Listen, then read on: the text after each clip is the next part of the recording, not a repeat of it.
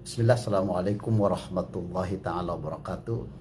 Salam IDTV. Saya insya Allah hari ini tergelitik untuk mengomentari sebuah video yang lagi viral tentang tidak bolehnya seorang memberikan announcement atau golongan atau instansi memberikan announcement ketika ia bertentangan dengan metode ru'yah yang digunakan oleh pemerintah.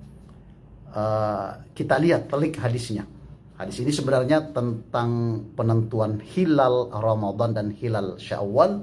Itu bisa ditemukan di hadis Sahih Bukhari di nomor hadis 1909 dan juga bisa ditelik di hadis Sahih Muslim dengan nomor hadis 1087. Sayyidina Rasulullah Sallallahu Alaihi Wasallam, kita bacakan hadisnya, sumu li ru'yati wa aftiru li ru'yati. Maksudnya sumu li ru'yati hilali Ramadan. Berpuasalah kalian ketika melihat hilal Ramadan, dan wa aftiru li ru'yati, dan berbukalah kalian, jangan kalian berpuasa ketika melihat ru'ya Syawal.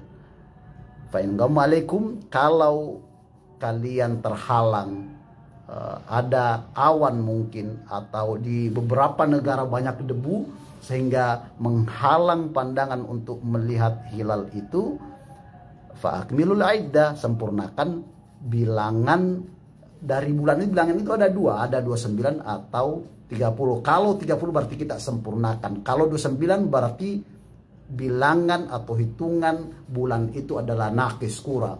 Tapi kalau tidak mampu melihat ru'ya, apakah dengan metode melihat dengan mata telanjang, atau melihat dengan teleskop, atau melihat dengan tanda kutip, karena kata-kata ru'ya kadang-kadang diartikan sebagai knowledge, pengetahuan, hisab hakiki seperti yang digunakan oleh saudara kita dari kalangan Muhammadiyah.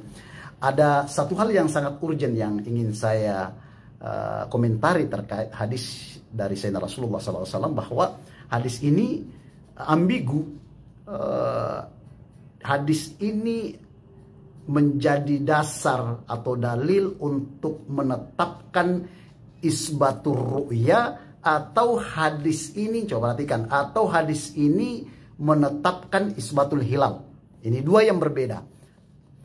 Dan ini merupakan kontroversi para ulama-ulama hadis, baik dari kalangan muhaddisin dan dari kalangan fuqaha ahli fikih. Jadi kalau kita mengatakan bahwa hadis ini sumu li ru'yati wa aftiru li ru'yati merupakan hadis yang menjadi dasar isbatur ru'ya, menetapkan, memutuskan ru'ya, berarti kita akan mengatakan bahwa metode lain tidak dibenarkan.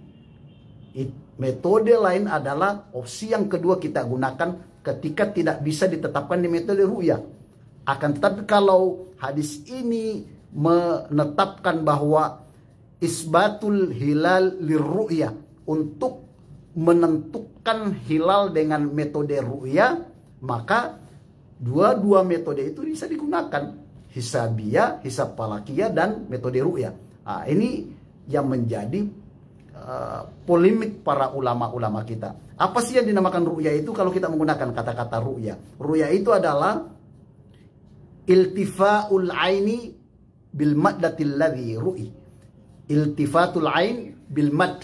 Jadi ketika mata kita terkoneksi dengan sesuatu yang ingin kita lihat, itu ru'ya. Ketika mata ini sudah melihat hilal, apakah dengan mata telanjang atau menggunakan alat teleskop, maka itu namanya isbatur ru'ya. Dan ulama yang berpandangan seperti ini, metode hisabiyah merupakan opsi kedua.